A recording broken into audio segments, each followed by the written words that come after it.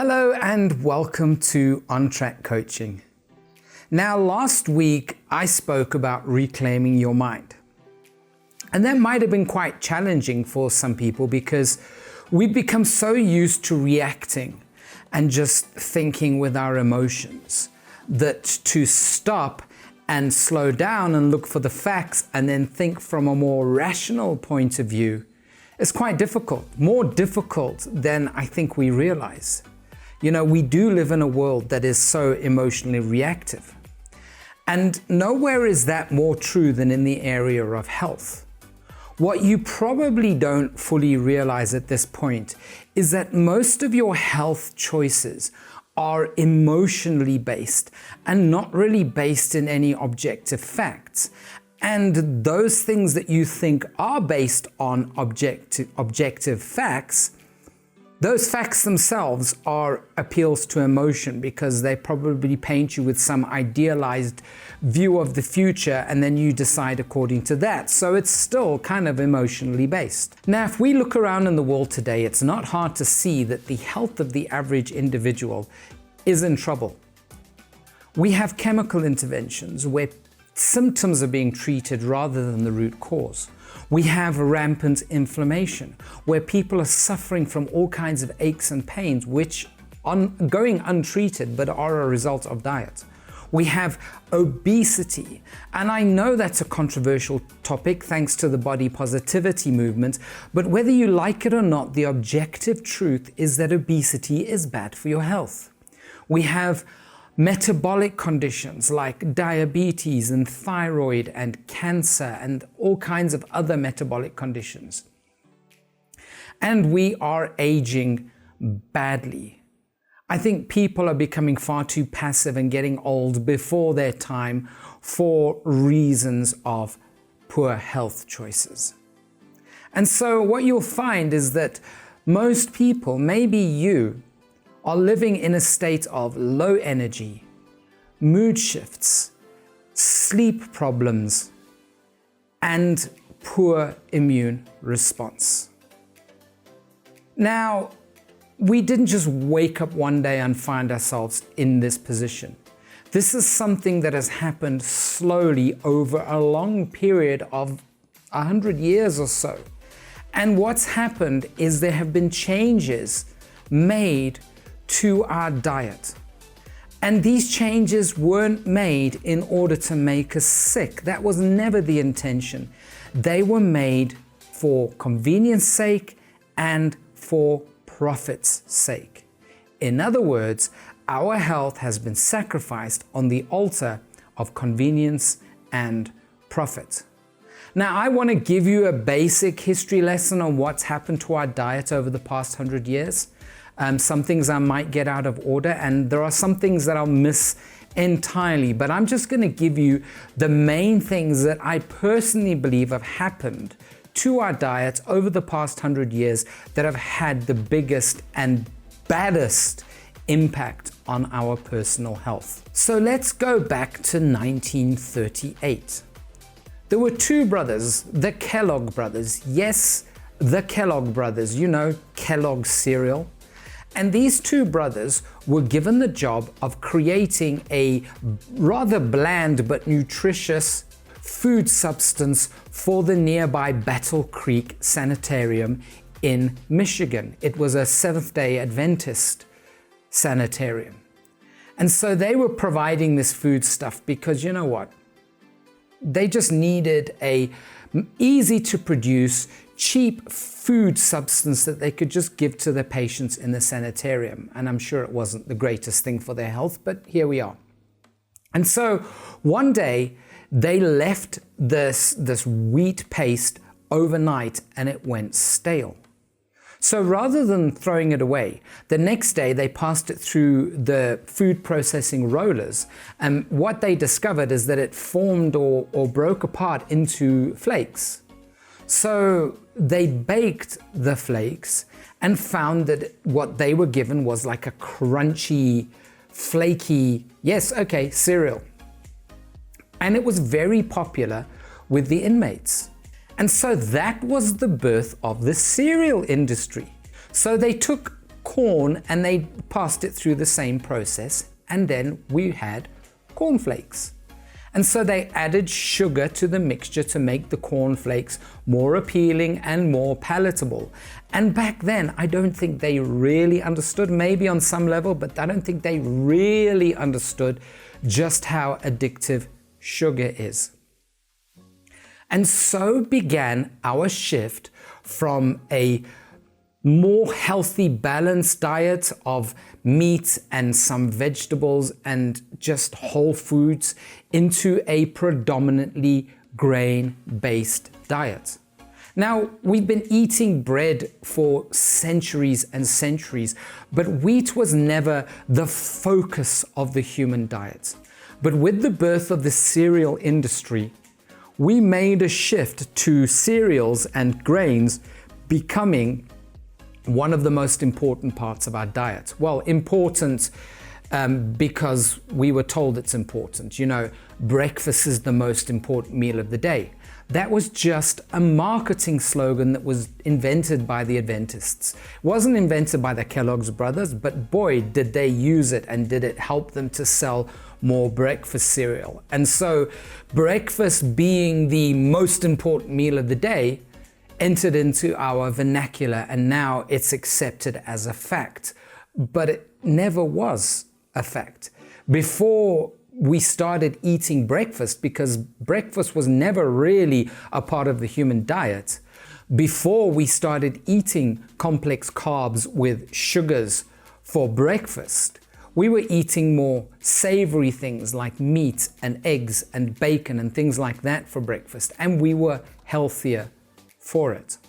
But remember, the goal was never to destroy people's health. The goal was always to feed people. Feeding people is good. Feeding people and making lots and lots of profit is even better. So now let's just jump ahead to the end of the Second World War. You see, before the Second World War, we had a rise in diseases like whooping cough and mumps and measles, communicable diseases like that. But you see, what was also happening at the time was that all of our plumbing was outside. So we had outdoor toilets, and the sewage systems weren't that great. And another thing we didn't have was refrigeration. So the food quality wasn't that great, and there were all kinds of nasty diseases that were finding their way into the water tables. But after the Second World War and the decades that followed, that all changed. All of a sudden, we started getting indoor plumbing, and the sewage systems were improved, and home refrigeration became a thing. So our food quality increased, and also our water quality. And we saw a drastic dip in those diseases. I mean, they literally fell off a cliff at that point. But something else that happened at the end of the Second World War, and that is a lot of the soldiers came home and started making babies. Lots and lots of babies. And so the baby boom generation was born. It literally was a baby boom.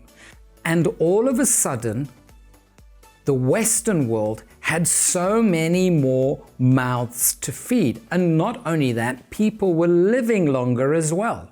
So there were just so many more mouths to feed. But you know, Big Food didn't really see this as a problem, because more mouths to feed meant more profit, and they just had to come up with more ways and cleverer ways and more efficient ways to maximize profit. And so we started seeing the rise in things like highly processed foods, packaged foods, and also fast foods. We saw lard as a cooking substance being replaced with vegetable fats, because vegetable fats are easier and cheaper to produce. They don't sell them for any cheaper necessarily, but they're easier and more efficient to produce. And so households went from using healthy things like lard and eating home-cooked meals to eating packaged meals with lots of vegetable oil and deep fried foods and all these wonderful things that just made lives so much easier. We saw households becoming places where they had 2 working parents. So convenience was the name of the game. And big food just lapped this up because more mouths to feed means more profits. And remember, nobody wanted anybody to get sick. It really was just a case of making more profit. So what happened was, when fast foods and highly processed foods and foods with ingredients that you couldn't even pronounce the names of, because remember, if they want to make more profit, food is going to have to last longer. So they started finding ways to preserve the shelf life of foods. But what we saw as we came into the end of the 70s and the beginning of the 80s was a sharp rise in metabolic conditions like heart disease and insulin resistance, diabetes and things like that. And related to that, we saw Alzheimer's and dementia and things like that, thyroid problems, visceral fat, weight gain, which was never really a problem before.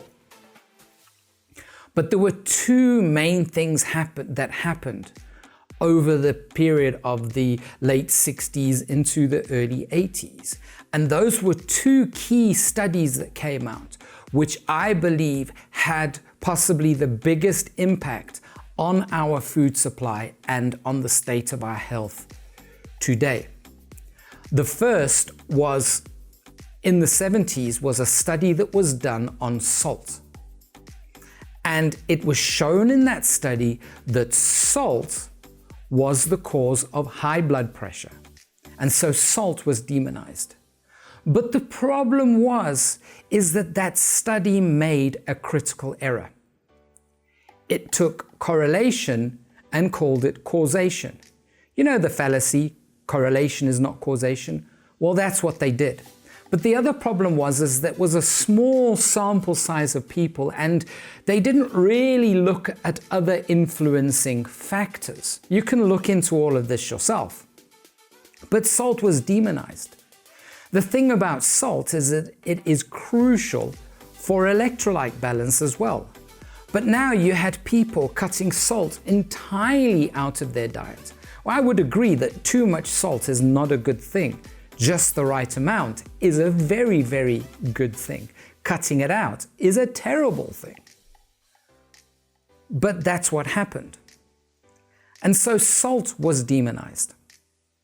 The second thing that happened, and I'm not sure what this guy's motivation was, perhaps his motives were really good, but he also made the same mistake of looking at correlation and causing it causation.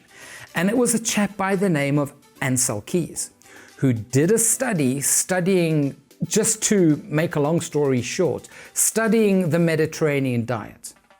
And he was studying it because the people in the Mediterranean had a far lower instance of heart disease than people in the West. And so his study showed that saturated fats were directly linked to heart disease. But again, the study was flawed. A small sample size that left out France, even though France ate a lot of saturated fats, and they also had a lower heart disease, but left out France, and also didn't look at sugar as being a possible cause of heart disease. So it just went straight to saturated fats, and that saturated fats is bad for you. So now we have the demonization of saturated fats, and we have the demonization of salt.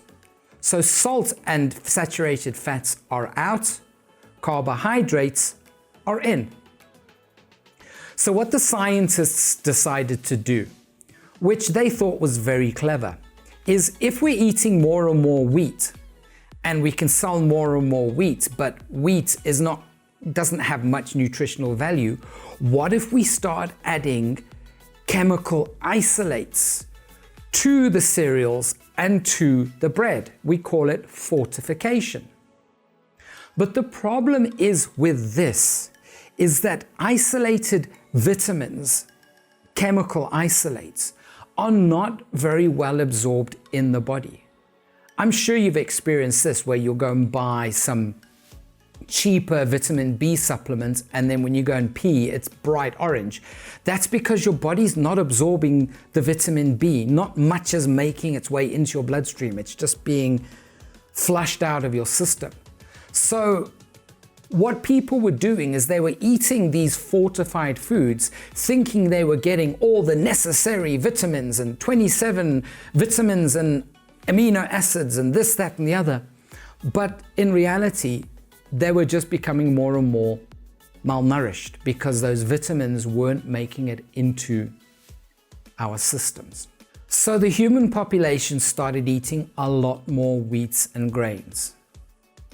But remember, saturated fats have been demonized and salts have been demonized. The big problem with this is that if you take saturated fats and salt out of food, it makes food very bland and tasteless, and it just doesn't hit the same way.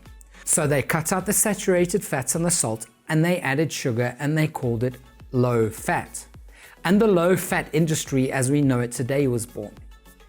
And you know what? This was great for them because they could take out the saturated fats and the salt, add more sugar, make it more expensive, slap low fat, heart healthy onto the label, and people would buy it because they believed that they were doing the right thing. And remember, you don't want to be a bad person doing the wrong thing. You want to be a good person doing the right thing. And heart healthy foods, low fat foods are the right thing. It made perfect sense to us. But here's where the problem comes in. Saturated fats tell the body when we've had enough. They trigger a chemical that tells us we are satiated. So you'll eat something that has saturated fat in it, you'll feel full, and you'll stop eating. Complex carbs and sugar has no such effect on the body. If you just eat complex carbs or sugar, there's no signal that's given to the body to tell you when you've had enough. And the extra problem to this is that complex carbs and sugar cross the blood-brain barrier and cause the body to release dopamine, lots and lots of dopamine, you know, the molecule of more as it's known. So the more carbs and sugar you eat, the more you crave it and the more you want it because of the dopamine release. This is what makes it so addictive to the body. The more we eat of it, the more we want it. But also, saturated fats gets used as the body as a fuel supply. Complex carbs, yes, can be used as fuel, but if there's too much of it in the body, it just gets converted into fat. And we develop what's known as insulin resistance because there's just too much sugar in the body and the body can't keep up with the sugar overload. And this causes all kinds of problems in the body. You're well aware of what I'm talking about.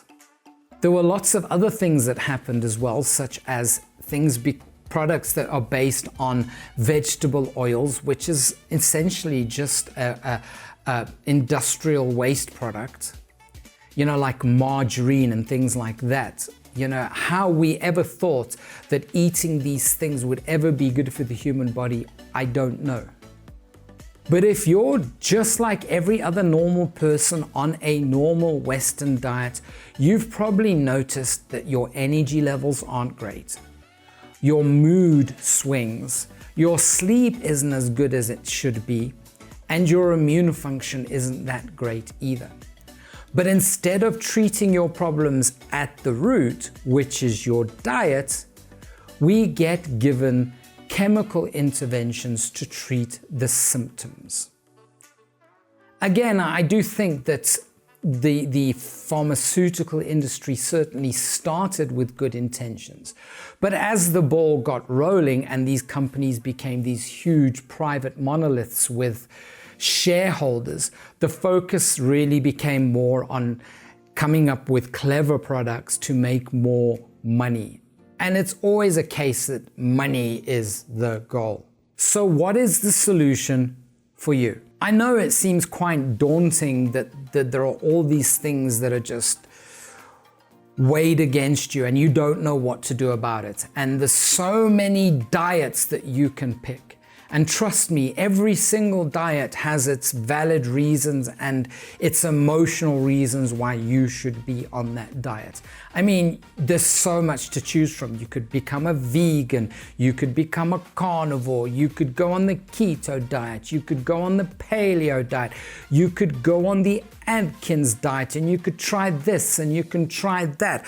Some things work for a little while and then they stop working. Some things don't work at all, and it's just so confusing. What can you do? Now, the problem with nutritional science is that nutritional science is quite a new science. Information is changing all the time, and things that we tried a few years ago are only now starting to show whether they were effective or not effective. You know, one day eggs are bad and the next day they're good. One day butter is bad and the next day it's good. Sugar was never the enemy, but now sugar is the enemy, and just so much conflicting, confusing information, and it's changing very, very quickly. As a trained nutritionist, I had a problem with this as well, because stuff that I studied years ago is no longer relevant or even thought of as being true now, because the science is changing so quickly. But what I have come to understand, and this has proven to be very helpful as a place to start from, is that there are two levels of nutrition. There is a meta level where what is true for one person is true for everybody. And then there is a more subjective level where what is true for one person may not be true for another person, because we all have different bodies that have grown up in different circumstances.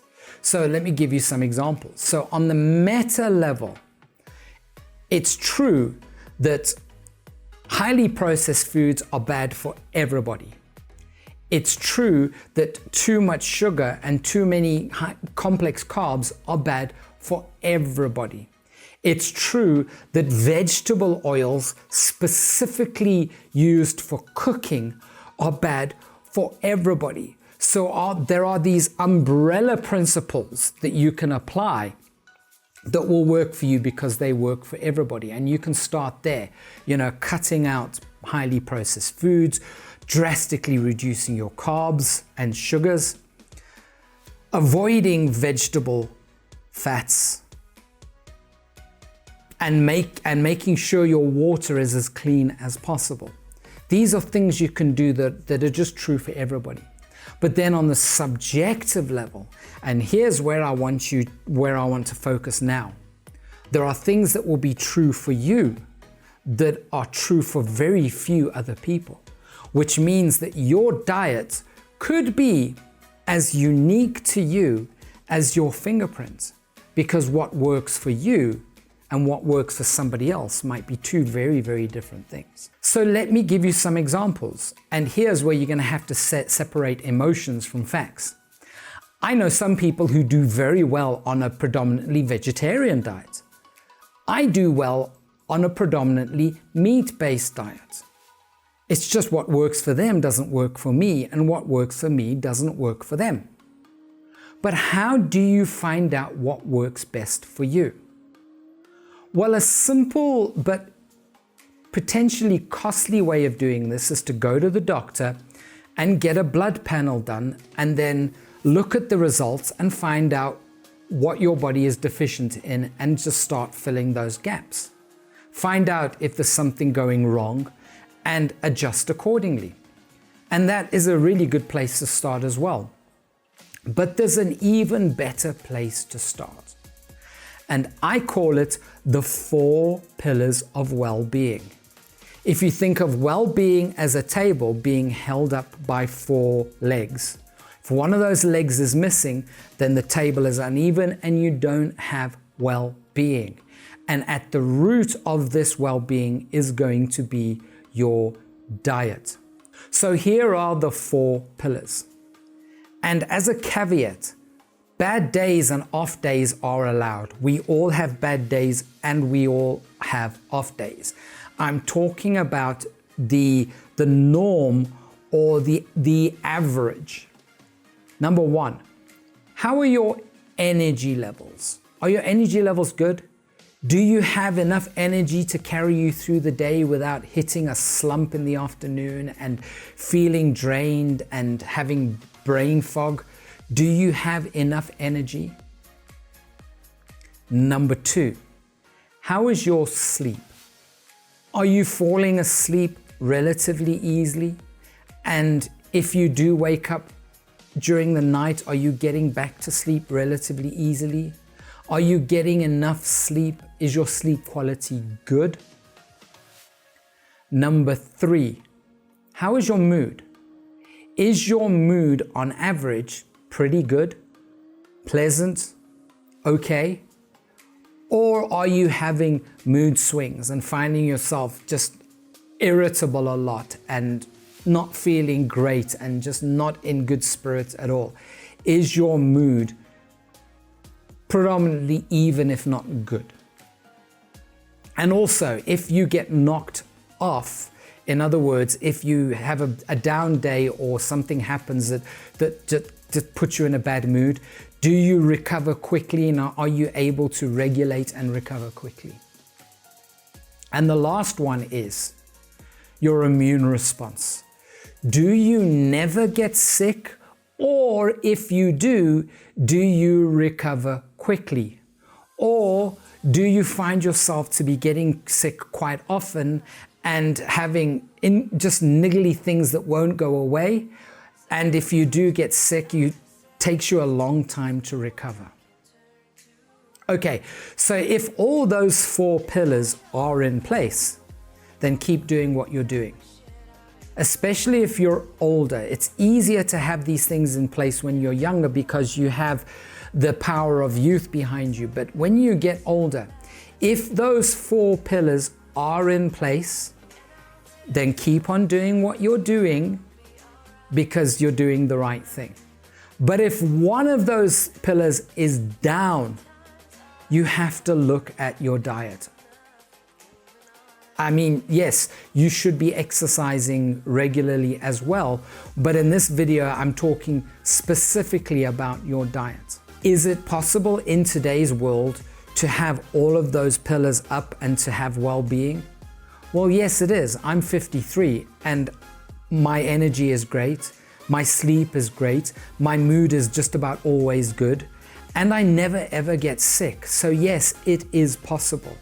But if one of those things are down for you, and for most people it's more often 2 or 3 or even all 4 that are down, you have to look at your diet. So if one or more of those pillars are down and you need to start making changes to your diet and reclaiming your health, where do you start? Well, first of all, you can start by reclaiming your thinking from your emotions, because a lot of your dietary choices are going to be emotionally based.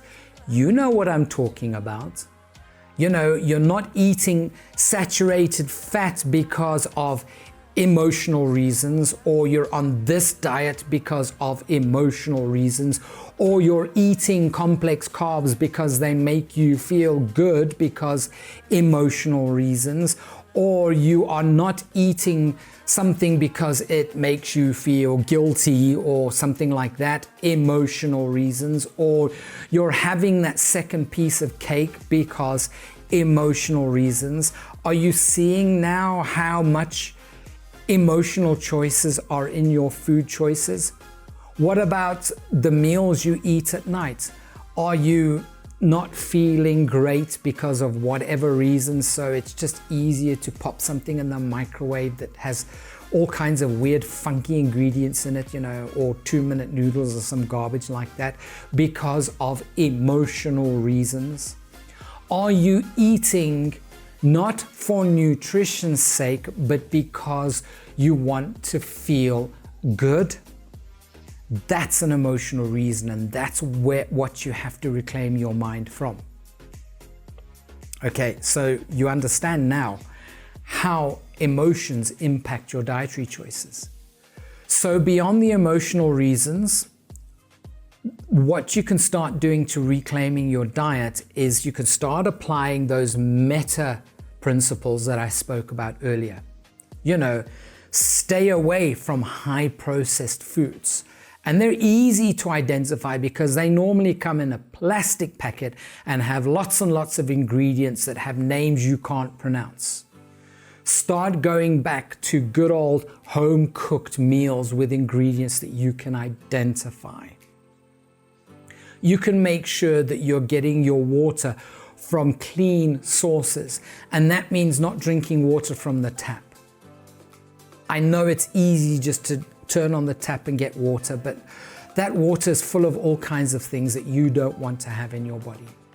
You can cut out the complex carbs and the sugars from your diet. You'll do that anyway once you stop emotional eating, because we normally eat carbs for emotional reasons. You can cut out vegetable oils and anything that has vegetable oils as its base from your diet. That includes things like potato chips, and even chocolate has vegetable oil in it. Now, I know it sounds like I'm telling you to cut out all the fun from your life. So let me just let you off the hook here. It's okay to have an occasional piece of chocolate cake. It's okay to have an occasional bag of chips or occasional biscuit or cookie, depending on where you are in the world. It's okay to do these things occasionally. I'm talking about removing them from your diet as being the main things in your diet. So you can apply these meta principles and cut out these things from your diet. Then you can look at the specific things that you're doing. If your pillars are down, you can look at things like, well, am I eating predominantly meat or predominantly vegetables? Am I not getting enough saturated fats? Am I not responding well to the foods that I'm eating? You can start doing some detective work on your diet, start excluding things and then adding things, and then finding out what works for you and what doesn't work for you. Here's where your blood panel can come into play, because you can look at what you are naturally deficient in your diet, in your blood, and therefore your diet, and start adding those things. If you're not eating enough fish and not getting enough omega-3s, well, you can take a good quality fish oil supplement. Those are pretty good. And you can start making tweaks to your diet and start individualizing and personalizing your diet. You can look at all of the main diets that are out there and start combining and taking the best part of those diets and combining them to make a diet that is right for you. Perhaps you need to have more animal fats in your diet. Perhaps you need to add some more vegetables. Perhaps you need to reduce your carbs like they do in the keto diet. And you can start taking the best principles from each diet and adding and subtracting and finding out what works for you. And you'll start noticing that you're doing the right things, because the pillars will start standing up. Your energy levels will improve. Your diet, your sleep will improve. Your mood will improve, and your immune function will improve, and you'll start having a better quality of life. And that's basically it. That's basically how you reclaim your health. I say basically, it is quite an adventure and quite a journey, and can be quite difficult at times. But to summarize, you reclaim your health by, number one, look at your emotional choices that you're making when you are eating, and stop making emotional choices when it comes to your food. Make your food choices based on nutritional facts, not emotional reasons. Apply the meta principles to your diet, removing the high processed foods, removing the carbs, etc., etc. And looking at the subjective facts that are true for you that might not be true for anybody else, by looking at your own energy levels and your own sleep quality and the other things. And then making changes and looking how it improves your life. Now, I know that some people might be in quite bad health situations and that you're taking medications. I'm not telling you to stop taking your medication at all. Medicines definitely do have a place. But what I am saying is that if you take the emotional reasons out of your diet and start focusing on nutrition, and if you start applying the meta principles, and if you just do those two things, it'll have a dramatic impact on your health. I will guarantee it. I know what an impact it had on my health, and I've seen what it's done for other people. And if you just make those two changes, it's going to have a dramatic impact. And if you're prepared to go the extra mile and start looking at your individual diet and start making tweaks, the impact will be even greater. Don't stop taking your medication. Err on the side of safety, but start reclaiming your health by addressing your problems at the root, which will be your diet, by doing the things that I've recommended. Another thing you can do that'll have a great impact on your health is intermittent fasting. I know what it's done for me, and I know that it might not work for everybody. What it pretty much means is skipping breakfast and starting eating much later in the day. Normally when I introduce people to this, their eyes go wide and they go, oh, I could never not eat breakfast. I need breakfast. No. Breakfast is the most important meal of the day and all that kind of stuff, which are really just beliefs. And a lot of them are emotional reasons. Why it's so important is this. When you wake up in the morning, what kind of breakfast do you normally have? Most people normally have fruit and cereal and high complex carbs and sugar and coffee and tea, and it's just sugar and carbs and the problem with this is this. When you wake up in the morning, your body releases a squirt of cortisol. Now cortisol, the stress hormone as it's called, has a calming effect on the body. That's essentially why your body uses cortisol, because it calms you down. If you didn't have cortisol in your system when you woke up, you'd wake up in a panic, because it's very disorienting when you wake up in the morning. But that cortisol just eases you into a state of wakefulness. But the problem is this. Cortisol can take a few hours to work its way out of your system. Cortisol also interferes with your insulin function, making you slightly more insulin resistant. So all that sugary stuff that you're eating when you wake up in the morning is not really being processed and not really being used. It's just being stored as fat. I'm sure you're aware of the link between insulin resistance and visceral fat. And that's what happens. That insulin resistance is making it so all of those carbs that you think are giving you so much energy in the morning are not really giving you as much energy as you think, because the cortisol is making you slightly more insulin resistance and it's just being stored as fat. And that's why people who start intermittent fasting lose weight, because they're not getting all of those complex carbs that are not being used for energy in the morning. And also what intermittent fasting does is it gives your digestive system enough time to go into, to finish its processes of digesting and go into a process of what's known as autophagy, which is your body just eating up all the old dead cells and getting rid of all the waste products and cleaning itself out. And you're going to give your body enough time to do those processes properly. That's just an added bonus for you. And that's all I have for you this week.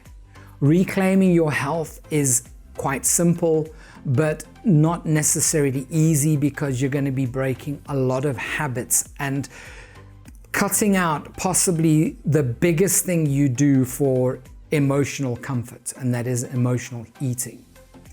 And so that's not going to be very easy, I do understand, but you can do it. And if you need help and support with reclaiming your mind or reclaiming your health, then check out my website at www.ontrackcoach.co.za. I'll post the link below, and have a look at my coaching offerings and how I can help you get your life back on track and reclaim your life. And that's it for this week. Join me next week when I'll be talking about reclaiming your finances. Have a great week and keep the shiny side up.